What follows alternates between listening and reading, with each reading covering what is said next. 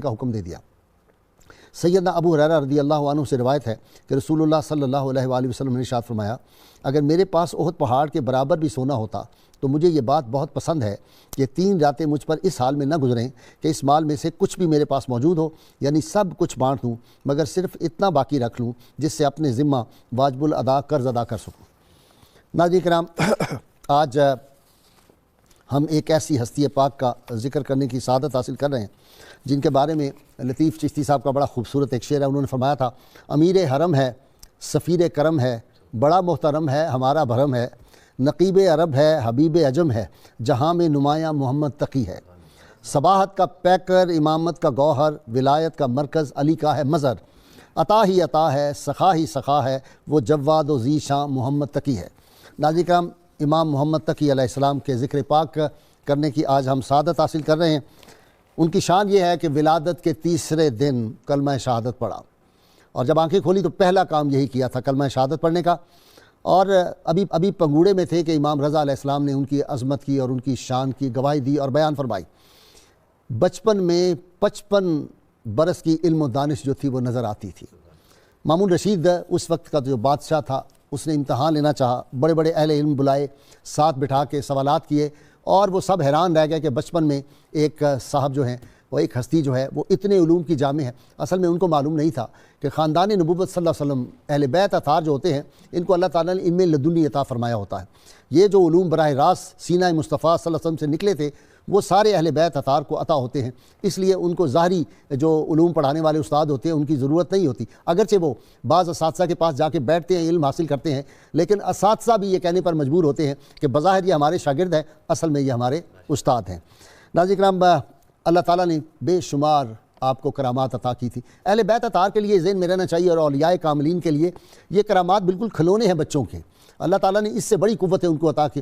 ہاتھ ہے اللہ کا بندہ مومن کا ہاتھ، جن کے ہاتھ کو اللہ تعالیٰ اپنا ہاتھ کہہ دے، جن کو کن کی کیفیت اللہ تعالیٰ عطا فرما دے، لہٰذا ان کے لیے یہ کرامات تاہم ہمارے ایمان کو مضبوط کرنے کے لیے، ہمارے یقینوں کو ایک جلا بخشنے کے لیے یہ باتیں ہم کرتے ہیں کہ آپ نے ایک درخت جو کئی برس سے خشک تھا، بالکل خشک ہو چکا تھا، وہاں پہ وضو کیا، وہ ہرا بھرا ہو گیا، وہ پھل دینے لگا، اور اس طرح کی بے شمار جو ہیں لوگوں کو حیرت ہوتی ہوگی کہ یہ کیسے ہے۔ آج کے دور میں بتا رہا ہوں، 300 برس پہلے یہ جو ضلع خیرپور کا میں نے واقعہ سنایا تھا، کھوڑا شریف مخدوم عبد الرحمن شہید کی جو درگاہ ہے، وہاں پہ آپ صلی اللہ علیہ وسلم تشریف لائے، اور وہ جو بزرگ تھے ان کو آپ نے اپنی جو تھی وہ دستار مبارک عطا کی تھی، جو اب تک موجود ہے۔ جس جگہ آپ صلی اللہ علیہ وسلم آ کے تشریف فرما ہوئے تھے وہاں درخت ہوگا، اس درخت کے ہر پتے پر اس میں محمد صلی اللہ علیہ وسلم لکھا ہوا ہے، وہ جو خط کوفی میں کئی پتے لائے ہوں سینکڑوں کے حساب سے، پیر قمر الشکور صاحب میرے ساتھ ہیں، یہ بھی اس بات کے گواہ ہیں، وہ پتے اب بھی میں وہاں کے جو سجادہ نشین ہیں مخدوم ندیم ان سے کسی وقت منگواتا رہتا ہوں احباب کے لیے۔ تو یہ باتیں جو ہیں سرکار مدینہ صلی اللہ علیہ وسلم کی تو شان ہی وراء الورا ہے نا۔ پتھروں کو زبان ملتی ہے، خشک تنے کو زبان ملتی ہے، اور شجر و حجر کو زبان ملتی ہے، جانوروں کو زبان ملتی ہے، پرندوں کو زبان ملتی ہے۔ اہل بیت اطہار بھی یہ ساری زبانیں جو ہیں وہ جانتے ہیں۔ تو جب مدینہ منورہ میں ہوتے تھے تو ہزاروں کی تعداد میں لوگ آپ کے علوم کا جو دریا بہہ رہا ہوتا تھا اور جو کلزم ہوتا تھا اس سے سراب ہوتے رہے۔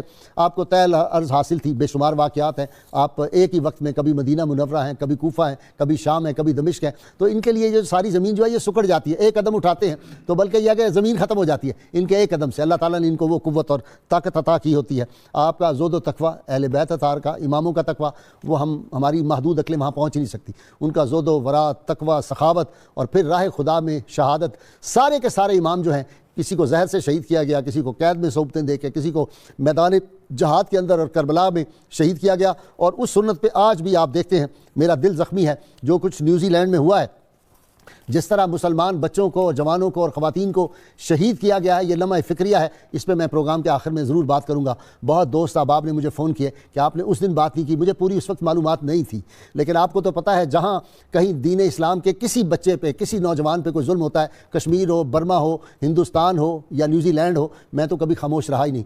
میرا تو نام ہی میری ماں نے اسی لیے اس طرح کا رکھ دیا تھا۔ جہاں تک مسلمان جسد واحد کی طرح ہیں، نبی کریم صلی اللہ علیہ وسلم نے فرمایا جسد واحد کی طرح مسلمان ہے، ایک حصے کو تکلیف ہو سارا جو جسم ہے وہ بے چین ہو جاتا ہے۔ آج چونکہ ذکر ہے سیدنا امام تقی علیہ السلام کا ان کے ذکر پاک، ان کے تذکار پاک ہم کرنے کی سعادت حاصل کریں۔ میرے ساتھ شریک گفتگو ہیں جناب پیر قمر شکور احمد صاحب، ان کے ساتھ علامہ محمد احمد برکاتی ہیں، ان کے ساتھ نوجوان اسکالر پروفیسر عین الحق بغدادی، اور آخر میں آپ کو زاہد مقصود صاحب کی بہت خوبصورت سوز والی آواز جو ہے اس میں منقبت بارگاہ امام میں سنواؤں گا۔ میں ابتدا کر رہا ہوں پیر قمر شکور احمد صاحب۔ جی پیر صاحب، آج میں نے انٹرو اپنا بہت مختصر کر دیا ہے، آپ فرمائیں۔ بسم اللہ الرحمن الرحیم۔ مشہور قول کے مطابق آج کی تاریخ 10 رجب المرجب 195 ہجری حضرت امام محمد تقی علیہ السلام جو ائمہ اہل بیت اطہار میں 9ویں امام ہیں، آپ کے ظہور پرنور کی ولادت باسعادت کی تاریخ ہے، اور آپ کا نام مبارک ائمہ اہل بیت اطہار میں حضرت رسول خدا صلی اللہ علیہ وآلہ وسلم کے نام مبارک محمد سے برکت پاتا ہے۔ تقی اور جواد آپ کے لقب ہیں، اس کے علاوہ بھی آپ کے القاب ہیں، نجیب ہے، مرتضیٰ ہے، لیکن مشہور لقب آپ کے جو آپ کے نام کا باقاعدہ حصہ بن گئے وہ تقی اور جواد کے القاب ہیں۔ حضرت امام محمد تقی علیہ السلام، اللہ تعالیٰ نے علم و فضل سے تو ائمہ اہل بیت اطہار کو وہابی طور پر نوازا ہوتا ہے، اور حضرت پیر مہر علی شاہ علیہ رحمت نے ملفوظات مہریہ میں ایک بہت خوبصورت بات ارشاد فرمائی ہے۔ آپ فرماتے ہیں کہ ائمہ اہل بیت اطہار کے پاس وہابی علم ہوتا ہے، اور وہابی علم کی عظمت اور شان کو کسبی علم جو ہے وہ کبھی بھی نہیں پہنچ سکتا۔ یہ ان کی جو عظمت اللہ انہیں عطا فرما دیتا ہے، یوں اگر کہہ دیں کہ کسبی علم کی جہاں انتہا ہوتی ہے وہابی علم کی وہاں بلا شبہ تو یہ عظمتیں کسبی علم والی اپنی جگہ پہ، لیکن وہ جو عظمت ہے جیسے آپ فرما رہے ہیں کہ جہاں اس کی انتہا ہوتی ہے وہاں سے اس کی ابتدا ہوتی ہے۔ اللہ تعالیٰ نے آپ کو بطور خاص یہ علم عطا بھی فرمایا، اور آپ کی ذات والا شان سے اس کا انشراح جو ہے وہ بھی ہوا کہ 3-4 سال کی عمر میں جو شخصیت اپنے والد گرامی سے جدا ہو جاتی ہے، اس شخصیت کو اللہ تعالیٰ نے اس قدر گفتگو کا سلیقہ، اس قدر قوت بیان، اس قدر دلائل عطا فرمائے، اور براہین قاطعہ اتنی ان کے قلب و ذہن میں اتاری کہ جب وہ گفتگو فرماتے تھے تو بڑے بڑے صاحبان علم جو ہیں وہ دنگ رہ جاتے کہ آپ کیا ارشاد فرما رہے ہیں۔ 30 ہزار سوالات کے جواب ایک نشست میں حضرت امام محمد تقی علیہ السلام جو ہیں انہوں نے دیے ہیں۔ اس سے زیادہ اور کیا آپ کے روحانی اور عظمت والے علم کی دلیل ہو سکتی ہے؟ اور پروردگار عالم نے جو شرح صدر آپ کو عطا فرمایا تھا اس کی برکت سے متعدد مواقع ایسے آئے، کبھی مامون الرشید آپ کا علمی امتحان لے رہا ہے، کبھی اس کے قاضی القضات چیف جسٹس آپ کا امتحان لے رہے ہیں، تذکرہ آگے چل کے ہوتا ہے انشاءاللہ۔ جیسا بھی مرحلہ آتا ہے تو آپ کا جو جواب ہوتا ہے وہ اس قدر شافی و کافی ہوتا ہے اور اس قدر دلائل سے پر ہوتا ہے کہ ہر سننے والا جو ہے مبہوت ہو کے رہ جاتا ہے کہ یہ علم کہاں سے آیا ہے۔ جی علامہ برکاتی صاحب، آج کچھ خاص باتیں سنائیں امام تقی علیہ السلام۔ بسم اللہ الرحمن الرحیم۔ عظیم شخصیات کا ذکر کرنا یقیناً انسان کے نامہ اعمال میں نیکیوں کی عظمت بخشتا ہے، گناہوں کا کفارہ بھی ہے حدیث پاک کے مطابق۔ جی۔ تو جہاں تک حضرت سیدنا امام تقی علیہ السلام کی بات ہے، ہم اس ضمن میں دیکھتے ہیں کہ حضرت سیدنا مولا کائنات حضرت سیدنا علی المرتضیٰ شیر خدا تاجدار حلتا، آپ کے حوالے سے میں 2 روایات عرض کر کے اس کی طرف آنا چاہوں گا۔ حضور صلی اللہ علیہ وسلم نے ارشاد فرمایا، اور یہ روایت جو ہے امام شجری جو ہیں انہوں نے اپنی الامالی کے اندر بیان کی ہے، یہ ترتیب الامالی الخمیسہ کے اندر موجود ہے۔ حضور صلی اللہ علیہ وسلم نے حضرت مولا علی المرتضیٰ شیر خدا سے ارشاد فرمایا تھا، انت اخی و وزیری و کعبۃ علمی، سبحان اللہ، آپ میرے بھائی بھی ہو، میرے وزیر بھی ہو، اور یہ لفظ قابل غور ہے، آپ فرماتے و کعبۃ علمی، میرے علم کا کعبہ ہو۔ واہ واہ واہ واہ واہ۔ کعبۃ اللہ کے گرد دنیا کا جسم گھومتا ہے، تو جس کو حضور نے اپنے علم کا کعبہ بنایا ہو تو پھر وہی بات ہے کہ انا مدینۃ العلم وعلی بابھا فمن اراد العلم فلیأت بالباب، میں علم کا شہر ہوں، علی اس کا دروازہ ہے، اور جو اب علم حاصل کرنا چاہے وہ اسی دروازے سے آئے۔ واہ واہ واہ۔ تو اس کا مطلب ہے کہ جو کچھ ملنا ہے وہ در مرتضوی سے ملنا ہے، اور حضور صلی اللہ علیہ وسلم نے ارشاد فرمایا، اور یہ امام احمد بن حنبل رحمۃ اللہ نے فضائل الصحابہ کے اندر اور امام طبرانی نے معجم الکبیر کے اندر بیان کیا ہے۔ حضور صلی اللہ علیہ وسلم ارشاد فرماتے ہیں، ان السعید حق السعید کل السعید من احب علیاً فی حیاتہ و بعد موتہ، سعادت مند وہ ہے اور سعادت کا حقدار بھی وہ ہے، اور تمام سعادتیں بھی اس کے لیے ہیں جو علی سے اس کی زندگی میں بھی محبت کرے اور ان کے وصال کے بعد بھی محبت۔ سبحان اللہ، سبحان اللہ، یہ سعادتوں کا مرکز ہے۔ تو یقیناً جو وہابی چیز کا ذکر ہو رہا ہے، وہابی چیز رکنے والی نہیں ہوتی، وہ ہمیشہ جاری رہنے والی ہوتی ہے۔ تو یہ سارے فیض و برکات زبان مصطفیٰ کی برکت سے مولا علی المرتضیٰ شیر خدا کی طرف سے چلتے ہوئے ان ائمہ اہل بیت اطہار کو تفویض ہوئے اور نصیب ہوئے۔ اب دیکھتے ہیں امام تقی رحمۃ اللہ علیہ السلام، آپ کا جو نام لقب مشہور ہے، نام تو محمد ہے، تقی مشہور ہے۔ اب تقی کیا ہے؟ یہ جامع الحدیث میں امام سیوطی نے بیان کیا اور مکمل ہے، اور اس کے علاوہ صحیح مسلم کے اندر بھی یہ روایت موجود ہے، صرف ایک لفظ کے فرق کے ساتھ۔ امام سیوطی نے فرمایا کہ حضور صلی اللہ علیہ وسلم ارشاد فرماتے ہیں کہ اگر تم دیکھنا چاہو کہ تقی کا درجہ کیا ہے، ان اللہ یحب التقی النقی الخفی، واہ واہ واہ واہ واہ، اللہ تعالیٰ تقی سے بھی محبت کرتا ہے، نقی سے بھی محبت کرتا ہے، اور جو اپنے آپ کو اخفا رکھنا چاہے ان میں سے اللہ تعالیٰ اس سے بھی محبت رکھتا ہے. سبحان اللہ. تو یہ نقی کا لفظ مسلم میں نہیں ہے لیکن تقی کا ہے، لیکن امام سیوطی نے جو ہے وہ لفظ ساتھ میں نقی بھی لکھا ہے اور مرفوعاً روایت دی ہے. اس کا مطلب ہے کہ جو اگر عام شخص اگر تقوی اختیار کرے تو اللہ اس سے محبت کرتا ہے، تو جو اسم با مسمہ بنے ہوئے ہوں تو اللہ تعالیٰ ان کے ساتھ کتنی محبتیں فرمائے گا. امام تقی بھی اسی ضمن میں ہے اور امام نقی بھی اسی ضمن میں. اب آئیے حضرت سیدنا امام تقی، تو حضور صلی اللہ علیہ وسلم نے تقی کی ایک اور بھی وضاحت فرمائی. آپ ارشاد فرماتے تقی ہوتا کون ہے؟ التقی الذی، تقی کی ڈیفینیشن یہ ہے، عاصم فیہ لا باغیہ ولا حسدہ.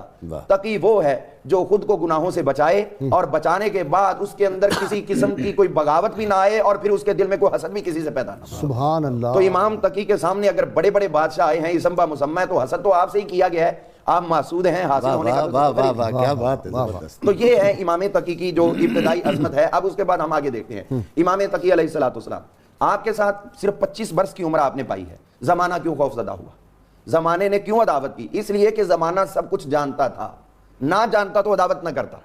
وہ جانتے تھے کہ ان کے اندر عظمتیں کیا ہے، اگر ان کو چھوڑا گیا تو پھر ان کی عظمتیں چہارداں کے عالم میں پھیلیں گی، دنیا ان کی طرف راغب رہے گی، اور ان کو روکنے کے لیے ساری کوششیں کی گئی. ڈرتے اسی تھے کہ دلوں کے حکمران یہ ہیں. اب وہ جو ان کی پاپولیرٹی تھی اس سے بہت جلتے تھے. بالکل. حضرت امام تقی علیہ السلام کی سنت پہ ویسے صبح نور پہ بھی عمل ہوتا ہے.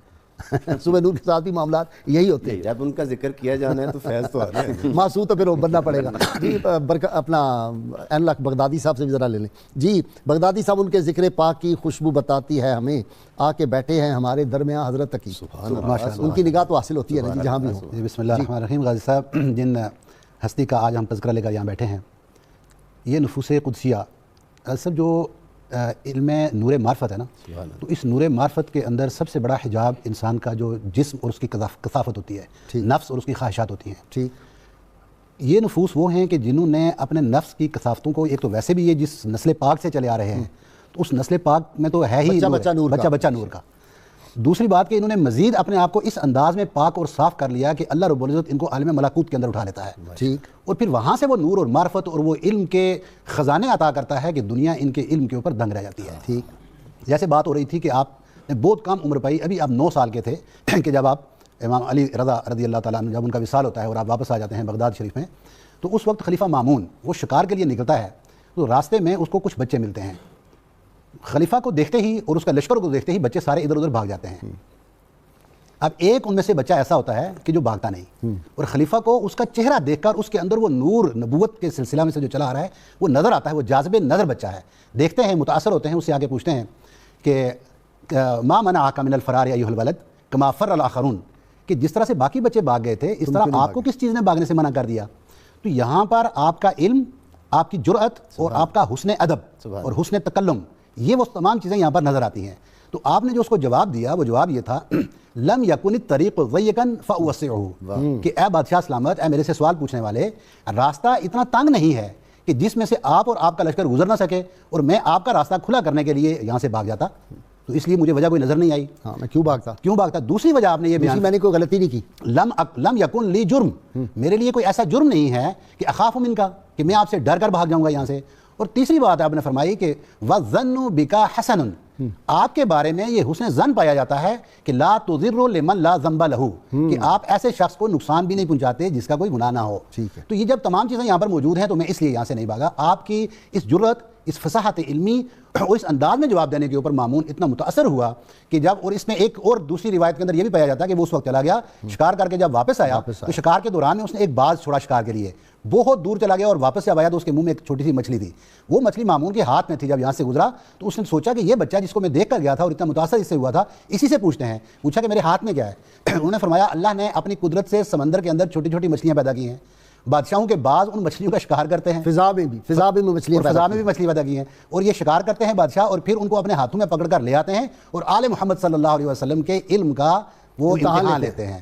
تو آپ نے جب یہ فرمایا تو وہ آپ کی ان چیزوں کے اوپر حیران ہو گیا کہ یہ علم لدنی کس انداز میں آپ کے پاس موجود ہے. یہاں سے وہ فرسٹ سٹیپ تھا جہاں سے مامون متاثر آپ سے ہوا اور آپ کو لے کر اپنے گھر میں چلا گیا. اور پھر یہاں سے وہ سلسلہ شروع ہوا کہ جب آپ کو لے کر چلا گیا گھر میں تو اس وقت کے آپ نے یہ فیصلہ کیا، مامون نے یہ فیصلہ کیا کہ میں اپنی بیٹی کا منگنی آپ کے ساتھ، رشتہ آپ کے ساتھ کرواؤں گا. جی ام فضل کی شادی ہو گئی. پیر صاحب یہ تھوڑا سا اچھا بادشاہ نے جو شادی کی اس میں حکمتیں جو پوشیدہ ہیں یا چلاکیاں یا اس کی عیاریاں وہ بھی تو نظر آتی ہیں نا؟ میں اس کو تھوڑا اگر اجازت دیں تو وضاحت سے عرض کروں. جی ارشاد. مامون الرشید کے لیے ایک بہت بڑا سیاسی دور میں جو ابتداءً مسئلہ تھا جب وہ تخت نشین ہوا، چونکہ اس نے اپنے بھائی امین کے ساتھ جنگ کر کے اقتدار حاصل کیا تھا، اور امین عرب تھا، مامون کی والدہ جو تھی یہ عربی خاتون تھی، غیر عرب تھیں. اس وجہ سے وہ اسے بہت زیادہ اہل عرب کی طرف سے ایک طرح رہتا تھا اسے خدشہ. اسی کے لیے اس نے حضرت امام علی رضا علیہ السلام کو بھی ان کی اپنی بیٹی کا عقد ان سے بھی کیا تھا اور ان کو بھی ولی عہد جو ہے وہ بنایا تھا. دوسرا محبان اہل بیت جو تھے ان کی ایک کثرت تھی، ان کو بھی متاثر کرتا تھا. وہی عرب سے مراد وہی ہے کہ وہ جو ایک کثیر تعداد اہل بیت محمد صلی اللہ علیہ وسلم سے عقیدت رکھتی تھی، ان کے فضل اور شرف کی وجہ سے اور دوسرے جو نسب کی وجہ سے عرب سے لگاؤ رکھتے تھے، ان سب کو اقتدار کے استحکام کے لیے کور اپ دینے کے لیے حضرت امام علی رضا علیہ السلام کی ولی عہدی بھی اور پھر ان کی شادی بھی اپنی بیٹی کے ساتھ کی. اب حضرت امام علی رضا علیہ السلام کو چونکہ کچھ عرصہ آخر میں قید رکھا گیا سیاسی معاملات کی وجہ سے، اور پھر آپ کی شہادت 25 برس کی عمر میں جی امام رضا علیہ السلام کی جو شہادت ہوئی ہے 25 برس میں ہو گئی. حضرت امام محمد تقی علیہ السلام کی شہادت 25 برس میں اچھا تقی علیہ السلام جی ان کی شہادت ہوئی. حضرت امام علی رضا علیہ السلام نے عمر زیادہ پائی، انہوں نے زیادہ پائی. ہاں ٹھیک ہے. اچھا اب یہ جب ان کی شہادت ہوئی تو پھر اہل عرب میں وہ بے چینی پھر تھی کہ پہلے داماد بھی بنایا اور مامون کو نے ولی عہد بھی بنایا اور پھر شہید بھی کر دیا. اگر شہید ہی کرنا تھا تو یہ سب کچھ کیوں کیا؟ اس مسئلہ کو حل کرنا اور اقتدار کے استحکام کے لیے تدبیر سوچنا یہ اصل مہم تھی جو درپیش تھی. اور اسی لیے حضرت امام محمد تقی علیہ السلام کو کم سنی میں ہی مدینہ منورہ سے بغداد بلا لیا گیا. سارے اماموں میں سب سے کم عمر حضرت امام محمد تقی علیہ السلام کی 25 سال کی عمر میں. باقی سب کی اس سے زیادہ عمر ہے باقی سب کی. اب ان کو بلا لیا گیا اور پھر وہ واقعہ جو ہوا تا دیر ملاقات نہ کی، ان کو کہیں ٹھہرا دیا گیا، تا دیر ملاقات نہ کی. اور جو بغدادی صاحب ابھی فرما رہے تھے جب یہ اللہ کی طرف سے انتظام تھا دربار تک آپ کی رسائی کا کہ یہ واقعہ جو ہے اس طرح پیش آیا جس کا بھی ذکر ہوا، حسن انتظام تھا جس کا بھی ذکر ہوا، اس طرح آپ مامون کے پاس پہنچے. اور جب خواہش ظاہر کی مامون نے کہ میں اپنی دوسری بیٹی کا عقد جو ہے وہ ان کے ساتھ کرنا چاہتا ہوں اور ان کو اپنے ہاں ٹھہرانا چاہتا ہوں تاکہ وہ سارا عرب علاقہ اور محبان اہل بیت جو ہیں وہ سارے میرے ساتھ رہیں. اس تدبیر کے لیے اب جو اس کے دربار میں لوگ تھے اور انہوں نے کہا کہ اتنے کم سن بچے کو یکدم اتنا بڑا منصب دے دینا اور اتنا اس کو کی پہلے تعلیم و تربیت کا انتظام کیا جائے. معافی چاہتا ہوں. تعلیم و تربیت کا انتظام کیا جائے، اس کے لیے پہلے دیکھا جائے کہ کیا یہ اہلیت بھی ہے یا نہیں.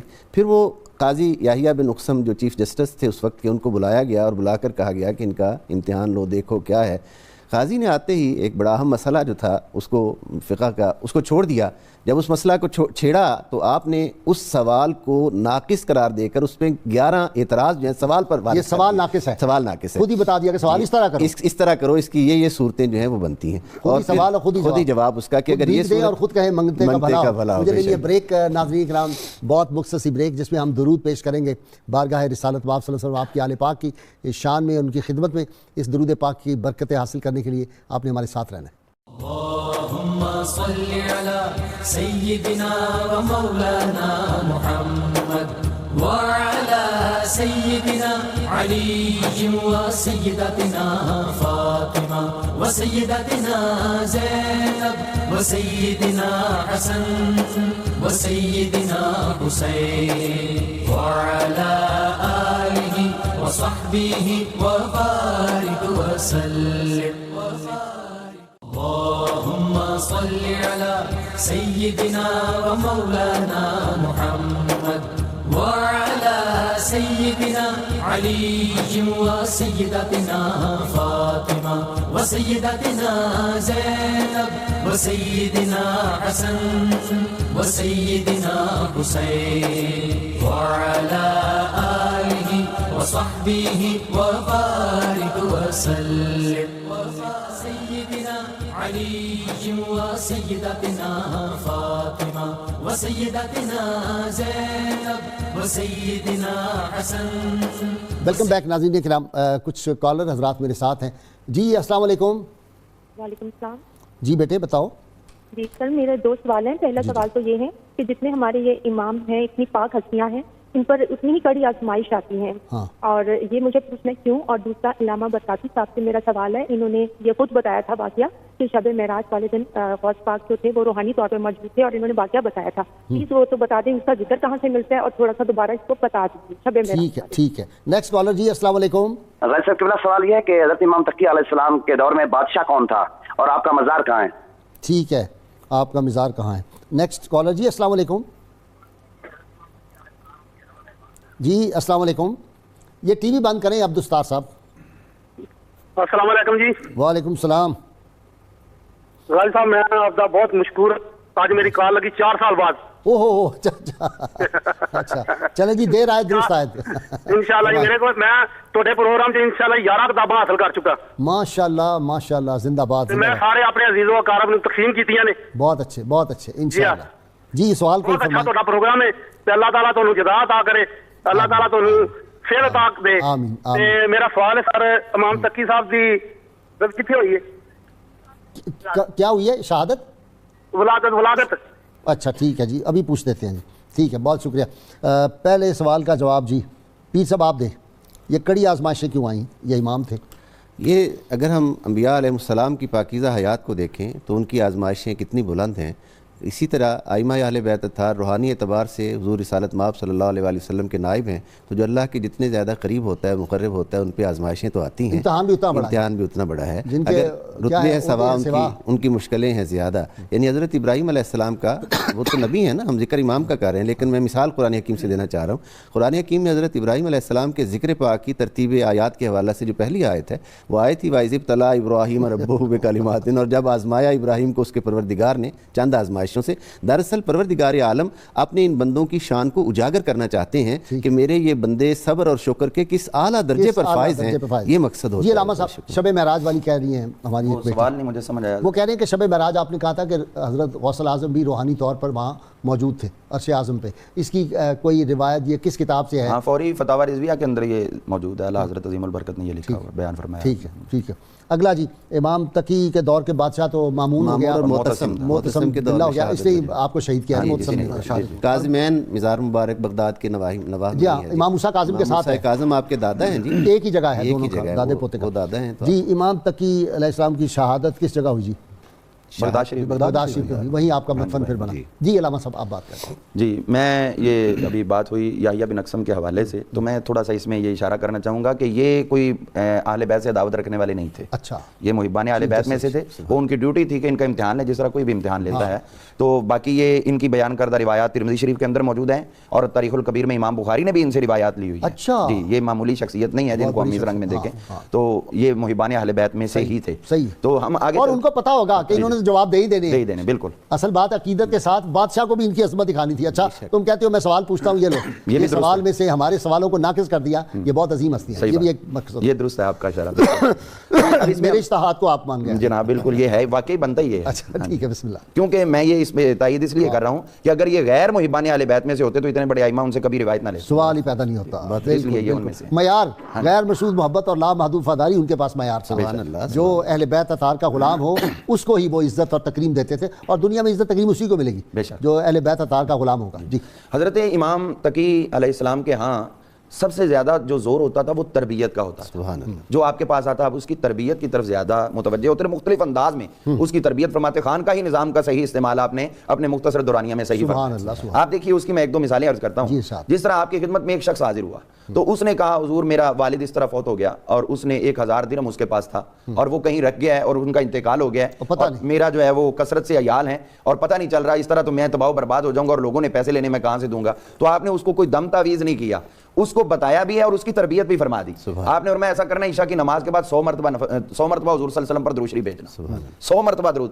اب یہ کوئی اتنی زیادہ تعداد نہیں تھی کہ وہ بوجھ محسوس کرتا, اور اتنی کم بھی نہیں رکھی کہ وہ آنے واحد میں کر لیتا. آپ نے اس کی ترغیب دلائی ہے کہ رات کا جو بہترین عمل ہے وہ اس حدیث کی طرف اشارہ تھا کہ ساری رات بھی اگر درود پڑھو تو یہ بھی تمہارے لیے بہتر. تو اس نے جب یہ کیا تو رات کو سویا تو اس کا والد خواب میں آ گیا. اچھا, اور اس نے آ کے کہا کہ بیٹا تم نے یہ درود شریف پڑھا ہے کہ تمہیں پیسے چاہیے, وہ فلاں جگہ پہ میں نے رکھ دیے تھے اور وہاں سے حاصل کر لینا, اور صبح امام تقی کی خدمت میں جانا اور ان کو کہنا کہ آپ نے مجھے حکم دیا ہے. اللہ, ان کے حکم دنیا میں نہیں عالم ارواح میں بھی چل رہے ہیں. مجھے حکم دیا ہے اور ان کے حکم کی وجہ سے میں تمہیں یہ بتا رہا ہوں, اور جا کے ان کو خبر دے دینا کہ میں نے تمہیں بتایا. نصیر الدین کا نعت کا شعر, میری زندگی کا تم سے یہ نظام چل رہا ہے, مجھے بھیک مل رہی ہے, میرا کام چل رہا ہے. تو اسی طرح آپ پھر دیکھیے کہ ایک شخص جو ہے وہ آپ کی خدمت میں حاضر ہوا, آپ نے اس کو کچھ انعام دیا, تو اس نے اگلا شعر پڑھ کے اس کو, نہیں عرش و فرش پر ہی تیری عظمتوں کے چرچے, نہیں عرش و فرش پر ہی تیری عظمتوں کے چرچے, تہ خاک بھی لحد میں تیرا نام چل رہا ہے. یہ واقعہ سے متعلق یہ شعر. واہ واہ واہ جی. تو اب اس میں یہ دیکھیے کہ وہ شخص آیا, آپ نے اس کو انعام دیا اور اس نے خاموشی سے لے لیا. آپ نے فرمایا کہ جب انعام دیا جائے اللہ کی رحمت ہونا تو پھر الحمدللہ کہنا چاہیے, سبحان الحمدللہ, شکرانہ ادا کیا کرو. سبحان اللہ. اس کے بعد کچھ وقت گزرا, پھر آپ نے ایک مرتبہ اس کو دیا تو وہ کہنے لگا الحمدللہ. ہزاروں لوگ آپ کے پاس آتے ہیں لیکن آپ نے اس پہ فوکسنگ رکھی ہے کہ اس نے پہلے شکرانہ ادا نہیں کیا تھا, میں نے سمجھایا اثر ہوا کہ نہیں. جیسے ہی اس نے کہا الحمدللہ تو آپ مسکرائے, آپ نے فرمایا تم نے اثر قبول کر لیا.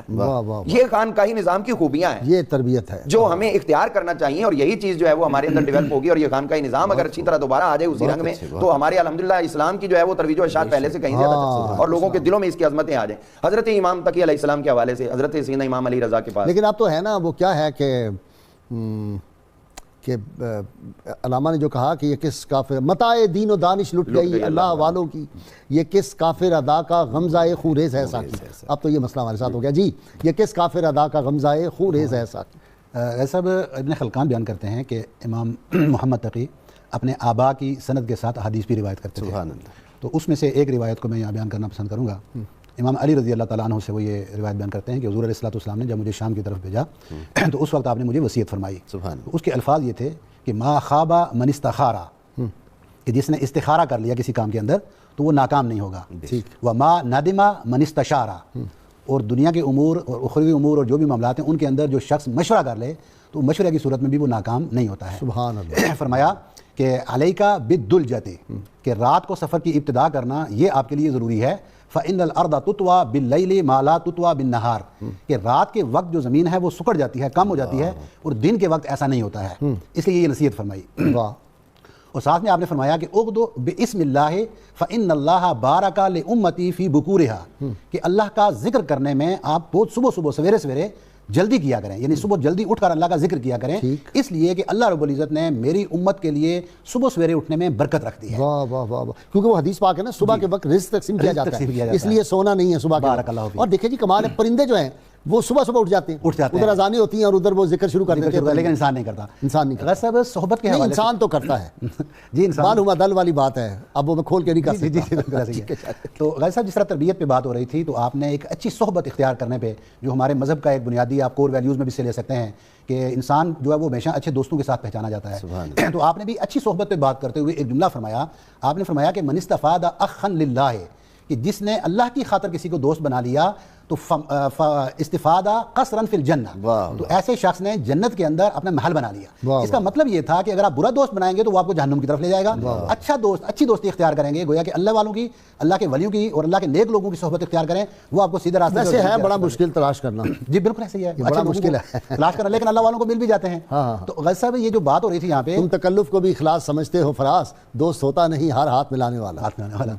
تو آپ کی تربیت کا یہ انداز تھا کہ آپ نے ایک مختلف جو حکمت کے جملے تھے آپ کے, کیونکہ جوامع الکلم, یہ حضور علیہ الصلوۃ والسلام نے فرمایا تھا نا کہ مجھے 5 چیزیں ایسی دی گئی ہیں جو پہلے انبیاء کو نہیں دی گئی تھیں, ان میں سے ایک جوامع الکلم بھی ہے. لیکن جو چیزیں حضور علیہ الصلوۃ والسلام کو عطا کی گئیں ان کا فیض کسی نہ کسی صورت میں آپ کی آل میں بھی موجود ہوتا ہے. تو اس لیے جو جملے آپ سے ادا ہوتے تھے ان کے اندر بھی حکمت پائی جاتی تھی. تو ان میں سے ایک جملہ آپ کا جو صرف ایک سینٹنس تھا کہ الشکر زینت البلاء, جو شکر ہے یہ مصیبت جو مشکل وقت آ جاتا ہے اس کی زینت ہے, اس کی خوبصورتی ہے.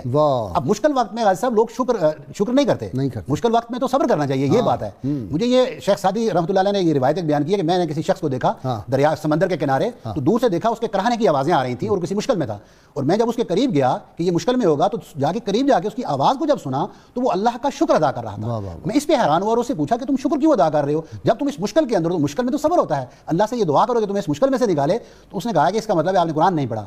قرآن پڑھو, قرآن سے دیکھو کہ اللہ کا جو بندہ ہوتا ہے وہ تو گناہ کے مقابلے میں گناہ کے مقابلے میں مصیبت کو ترجیح دیتا ہے. وہ مصیبت کو اختیار کر لے گا, اس پر اللہ کا شکر ادا کرے گا کہ کم از کم میں گناہ میں نہیں ہوں. اچھا جی, امام تقی علیہ السلام نے فرمایا, یعنی دیکھیں حکمت کی باتیں کتنی, انسان کی تمام خوبیوں کا مرکز اس کی زبان ہے. پھر فرماتے ہیں خداوند عالم جس سے جو نعمت دیتا ہے ارادہ دوام سے دیتا ہے. اللہ تعالیٰ نعمت اس نیت سے نہیں دیتا کہ چند ماہ کے لیے دوں گا, دنوں کے لیے میں واپس لے, لیکن اس سے اس وقت وہ زائل ہو جاتی ہے جب وہ لوگوں یعنی مستحقین کو دینا بند کر دیتا ہے. جب وہ سام بن کے بیٹھتا ہے نا, پھر اللہ کہتا ہے ٹھیک ہے اب یہ تمہارے گھر پہ چھاپے پڑیں گے, تم نے نہیں غریبوں کو دیا, اب یہ سارا. اور دیکھیں نا لوگ دولت کو آگ لگا رہے ہیں, یعنی وہی نوٹ جو اکٹھے کیے تھے یہ اللہ کی راہ میں دیے ہوتے تو آگ نہ لگانا پڑتا. یہ اگر آپ اس کو ہم دیکھیں ہے تو وہ حکم زکوٰۃ کے حوالہ سے, لیکن اس کو اللہ کی راہ میں خرچ کرنے سے سمجھا جا سکتا ہے.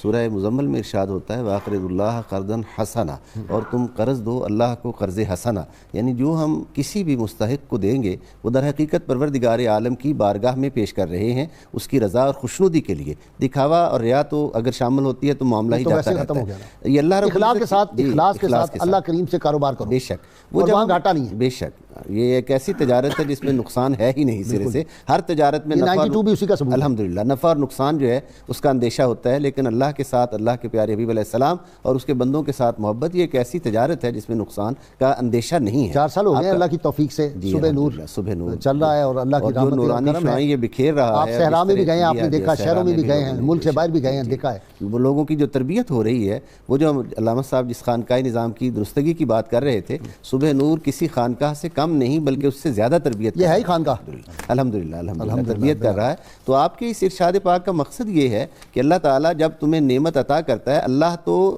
دائمی انداز سے ادا کرتا ہے. اب اللہ تعالیٰ کی اس دائمی عطا کو تم آگے مزید دوام بخشنے کے لیے اسے اللہ کی مخلوق پر خرچ کرو, تاکہ وہ تمہارا عمل جو ہے اس بارگاہ میں مقبول ہو, اور وہ پروردگار عالم اب تمہارے اس نیک عمل کی جزا دیتے ہوئے تمہیں تمہارے رزق میں اور برکتیں. بہت شکریہ آپ کا, علامہ برکاتی آپ کا بھی, بغدادی صاحب آپ کا.